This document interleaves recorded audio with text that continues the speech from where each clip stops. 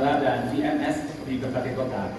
Jadi kami sudah melakukan training coaching, kemudian pendampingan ke media-media lokal di Kalimantan Timur, kemudian di Bengkulu, kemudian juga di Jawa Timur, Jawa Tengah, dan Jawa Barat termasuk yang cukup banyak mendapatkan media-media dengan coaching.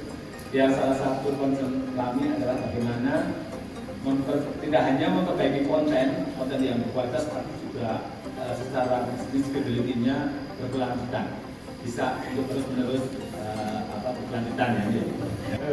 That this summit will also this year strengthen networking between the media and non-media stakeholders, and that stronger collaborations can be Dari 15 tahun, pemerintah Amerika Serikat melalui USAID telah mendukung program air minum dan sanitasi aman di Indonesia.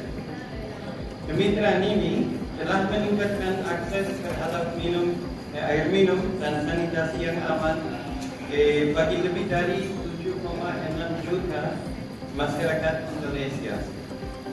Ketersediaan air baku merupakan masalah besar yang terus berlanjut bagi perusahaan daerah air minum, yaitu PLAM, di banyak wilayah di Indonesia. Yang pertama, ketika bicara media, rasanya kita sepakat ketika polanya diversity ownership, juga diversity content. Tapi rasanya hari ini kalau kita bicara tentang media online khususnya, selesai sudah urusan diversity ownership. Semua sekarang bisa jadi bos. Kalau orang broadcast televisi, diversity ownership-nya di Jakarta. Jadi kalau ada orang daerah punya saham di daerah itu biasanya titipannya orang Jakarta karena modalnya luar biasa. Tapi kalau media online hari ini kita bersyukur tumbuh berkembang, ownership-nya sudah teman-teman lokal. Ini patut kita.